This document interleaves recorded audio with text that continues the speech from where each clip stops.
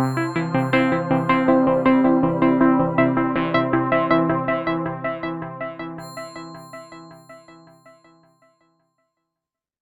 family, and welcome back to another episode of the Explore the Extraordinary podcast. My name is Betty Guadagno, and today I am joined by Long Wind.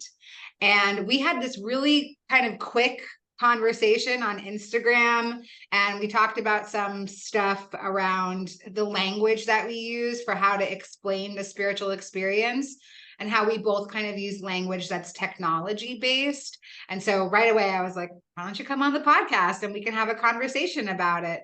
So I'm not going to waste any time. I'm going to toss it right over to you to share with our audience here at IANDS about who you are, what you do, how you got here, and thanks so much for being of service to our community. Thanks again for having me. So a little bit about myself. I am currently a lead software engineer, and I got here from, I got my CS degree, my computer science degree back in 2019, and been working as a software engineer ever since. So it's been about, going on 5 years now. But before I actually became a software engineer, I was already deep into spiritual information. I grew up in a household where it was pretty liberal in the sense of giving me the space to explore different spiritual literature. I wasn't forced into any particular religion. I've had some people in my family be Christian. My grandmother is actually a Muslim. So it was a lot of different spiritual cultures that I was exposed to early on. And as well as my father, he was deep into the zodiac, and he would always talk about it around me. And it would go way over my head. I didn't understand anything. But as I, just continue to live my life and get a grasp of what was going on around me, things just began to make sense to me from a spiritual perspective. And I will always have a spiritual perspective first before looking at it in any other way. So with software engineering, it was kind of night and day for me to begin to see what I was doing was a metaphor for how we go about our spiritual journey in terms of our consciousness. Consciousness is like a metaphor for like the internet. So through consciousness, we're able to receive all types of information. And that's how the internet is to us in the physical world. We're able to receive all types of information. And then the psyche that everyone has is like our operating system. So that's the environment where our programs are running and where our belief systems are at. And so the belief systems would be like our programs or our applications. So with this brand that I created, 3-Part Being, it's directed towards software engineers. And we say that everyone is a software engineer because everyone interacts with consciousness, everyone has psyche, and everyone has belief systems. And becoming a software engineer in a metaphorical aspect, it's giving you the power to program your own mind, program your psyche, install programs, delete programs that don't serve you, things of that nature. So 3-Part Being is really about power and giving power to the people so they can begin to have accountability for what's going on in their psyche and have the awareness that they can upgrade or they can stay the same. It's up to them. But for my brand, 3-Part Being, we have different patterns. Like the shirt I'm wearing right now, this is the pattern. This is the grace pattern. And so we have 3 patterns. We have the grace pattern, we have presence pattern, and communication pattern. And these three patterns came from like mind, body, and soul. So the mind is presence, the body is communication, and the soul is grace.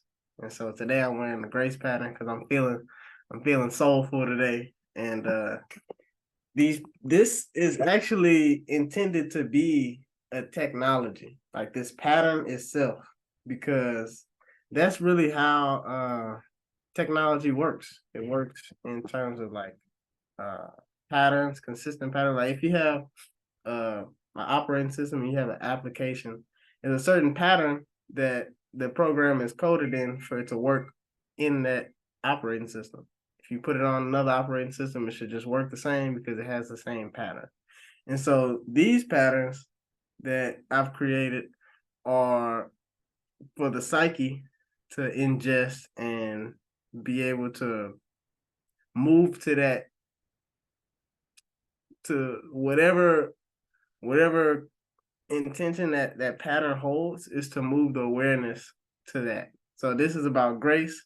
It's to put you in a state of grace in your psyche.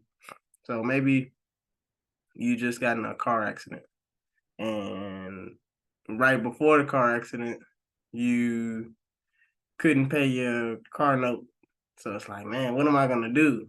You know, now you got the grace pattern, and you begin to move your mind into the awareness of grace, and you begin to open yourself up to ideas that you would never think of outside of the state of grace. So this is that's the power that I place within this brand and within every design is to empower the person wearing the shirt to move to a state of grace, a state of presence, or a better state of communication, so they could be able to articulate whatever's going on, whatever needs to be expressed in a way where it can be understood. So that's I the already have a bunch of questions, so let's get into dialogue because I feel like, yeah, we can definitely like work off of some of this. So thank you for sharing. And I'm really excited that you're exposing people to this different way of thought. You know, like for me, because of the generation that I'm born in, I'm sure. And for people in younger generations, I think that comparing consciousness to the internet could be a much easier way to understand it, where like maybe in the past, you know, different things work.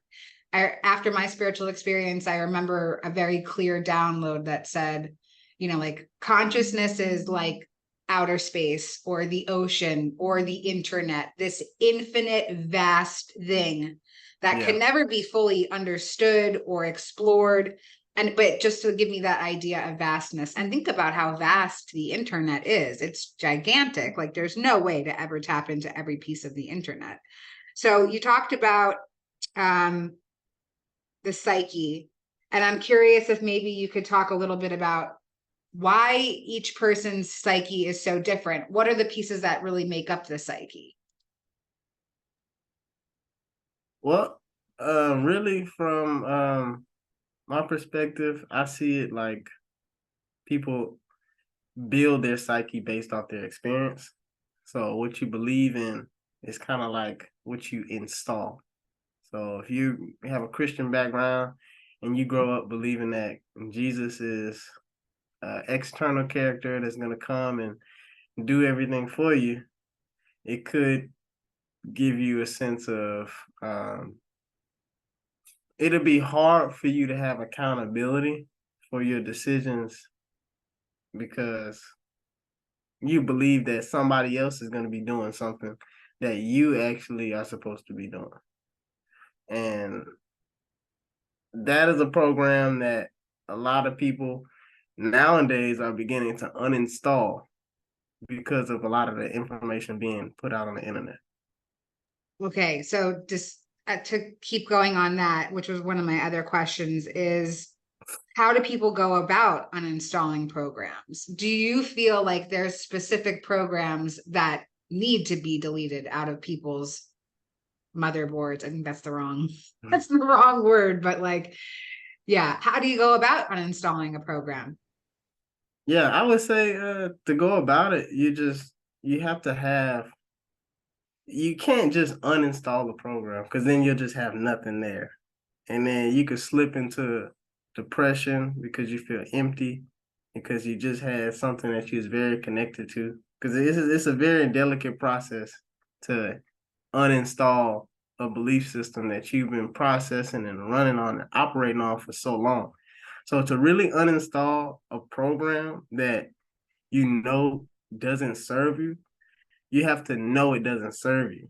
So to know that, you have to install something else that is giving you somewhat of a cognitive dissonance.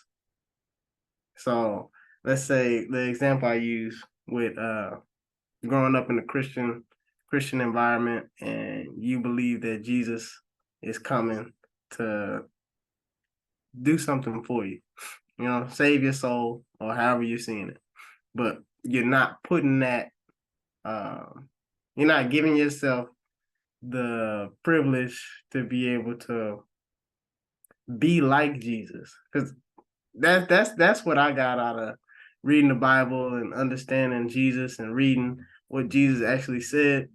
It was parts where he would, like, there was a part where somebody came to Jesus, and they said, "This man over here is sick. We need you to heal him." And then Jesus looked at the man and he said, "Why you didn't heal him?" He asked him why you didn't heal him. And like that question right there told me that Jesus wanted people to have to understand that they have the same power that he holds. And so this is something that people need to be aware of, and it needs to be real for them. So the program that they want to uninstall, it becomes obsolete. It doesn't. It's like trying to use um trying to use AOL. Like, nobody uses AOL anymore. Everybody has a Gmail. So it's like it just doesn't make sense to keep using this, because it served this purpose. It's got us to where we needed to be to get to wherever we need to go. But in terms of keeping it around and using it, like, it's no point. Okay, so on this topic, just continuing on it, do you think that, okay, I got a couple of different questions. Let me start with this one. Why do you think that we're not born into the programs that we're meant to be in? Or do you think that we are meant to be born into false programming? Is what I'm saying making sense? Like, why can't we be born into awareness and have all of the right programs put in place? What's your theory on that? Well, I think that this is a story. Everybody's life is a story, and if you have the ending at the beginning, it doesn't make much of a story. So coming into this world with amnesia, it's like, how fast can you wake up? And me personally, I woke up pretty early on in my life because of what I was engaged in. I was an artist growing up, and I was deep into art, like back in elementary school. So I used to draw, and I used to draw people, and it would give me an opportunity to just focus and be present with my own mind, with my own thoughts. And I created an internal heaven early on in my life. So I was pretty deep, and I was able to see things and visualize things that a lot of people, a lot of my peers weren't privy to. I would say jokes that would go over there, you know, and it's just like, I think I thought that I was at a certain level, but even with me being young and feeling like I awakened early in a lot of my, I still had things to go through to gain spiritual maturity. And that's the thing that is empowering to the human, because throughout the spiritual journey, you learn that you're not just this physical body. and understanding that you're much more than that, you have to empower the other dimensions of yourself by being aware of it. And it's part of the process. I feel this is evolution. Like if you look at, nature, caterpillars don't end their life as a caterpillar.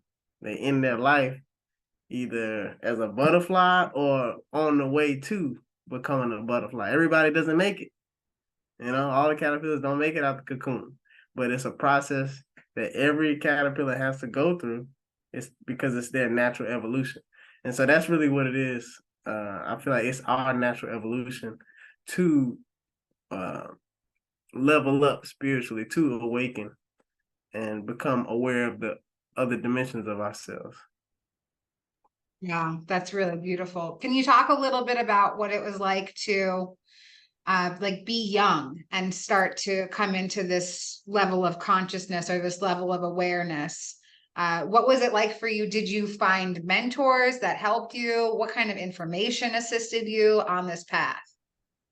Well, a lot of my mentors, in a sense, would be people on YouTube talking about spiritual stuff.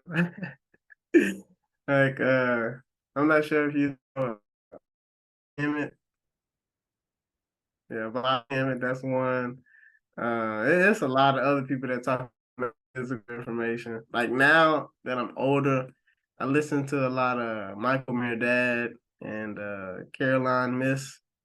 Like they talk about a lot of powerful information that is needed to be known, especially in today's age. So I definitely leverage YouTube University for a lot of those resources, and reading books also has been a great asset to me. Carl Jung, um, Alan Watts, people. So it's resources out there, and honestly, when they say when the student is ready, the teacher, what is it? The teacher will show themselves or something like that. Yeah.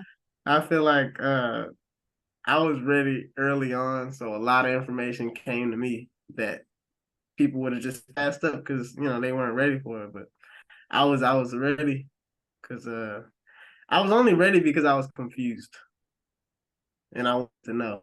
And like I said, my dad, he used to talk about the zodiac all the time, and I didn't get it. I didn't get it, but then I began to get it as I learned more, and now I have my own way. I feel like I see it differently from he sees it, from how he sees it, and I think that's important because it gives me room to contribute to the conversation. You know.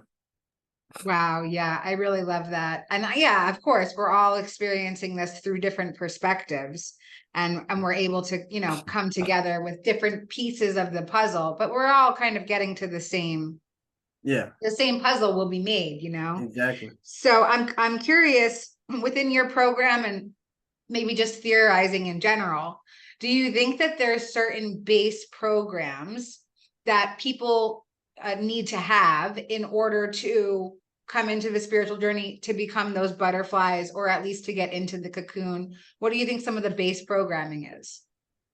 Well, that's kind of the purpose of the brand, is to help people kind of get a foundation on their spiritual journey. And I would say like the first pattern we have, communication, that's key.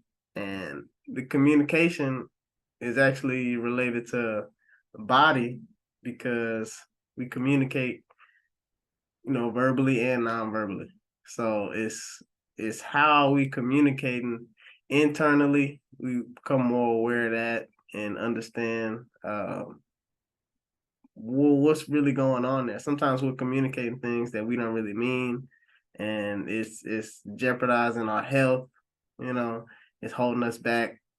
Maybe you have thoughts like, "I'll never be good enough." Why are you saying that to yourself? Why are you running that program? Like that should be obsolete. Once you begin to observe that, you could begin to move in a way where you can make that program obsolete by actually believing in yourself, empowering yourself, saying things to you that actually nourish you instead of, you know, degrade you. So stuff like I that. also think that, in a way, the program of low self-worth is exactly that. It's a program. And it can be easily uninstalled. But as humans, I'll just talk about myself. I love to overcomplicate things. So I would rather, like I saw in my own spiritual journey, I would rather stay stuck in a belief system that doesn't work, almost to prove. I kept trying to prove that like my way would work, and I stayed stuck in it for a really long time. And I love that you've created a system where you don't have to stay stuck in an old belief system. You can start to work on yourself using the system that you've created, and you can actually begin to let go of those thought systems. Yep. Yeah, that's really beautiful. Okay, so let's see. Another thing that came up while you were talking. Well, okay, so I'm curious. You said that you were kind of installed with this Christian belief system. So do you subscribe to a specific pre-made belief system now, or have you kind of created your own? I don't think that I mean, people could say they created their own belief system, but I really think it's just like subscribing, because a lot of this stuff isn't new, you know. A lot of this stuff is ancient. And we write these books today pulling from ancient sources. And honestly, I didn't grow up in a Christian household. I just had family members that were Christian, and I tell you, my grandmother was Muslim. So it was a lot of different ways. And wait, what was the question again? Let me make sure I hit it on the head. Do you subscribe to a specific belief system I now? got you. Yeah. Yeah. So for me, I technically can. I can say that I do. So I lean more towards psychological spirituality. So in a more of a mystical perspective, I see like the metaphor and everything that I'm doing. You know, if I hit my elbow and I hit my funny bone, I'm like, oh, that's the you know what I'm saying? So it's just like I stuff like that. If I hit my head on accident, it's like, okay, I need to pay attention, you know. It's like this is the living co-creation, and I know that life is like a dream. So I'm always trying to see the deeper underlying meaning to whatever I'm experiencing in the physical. So Yeah, I love that. I often do that too. When something happens in the waking dream, I always Google the spiritual significance of the event in a dream, because I recognize that I am inside of a dream. And so yeah, everything that happens to me inside the dream, I'm going to look up dream interpretation of it instead of trying to find the logical, rational explanation, because that has never served me. And I yeah, know that there's a deeper meaning in everything. I love that you said, like, if I hit my head, I know that I have to pay attention. I just hit my mouth like right before this. And I heard a message as soon as I did it. And it was like, watch what you put inside your mouth. And I was like, okay, like yeah. lesson learned. I hear you. Yeah, it's interesting when the universe, or however you see, you know, God, however, it's interesting when something beyond the physical speaks to you. It's a very, very interesting experience. Yeah. So I really love this whole concept that you've developed. And like I said, I love the language, and, I really resonate with it so much. I really do. And I'm curious, how can this translate maybe to an older generation who doesn't know that much about this language, about programs or installing or computers or the internet? Have you figured out a way to kind of bridge that gap? For the older generations, I feel that that's what the patterns are here for. Because just looking at a design like this, it's not saying everything that I'm saying. You know, it's everything that I'm saying in a symbol, you know. So it's like looking at a street sign.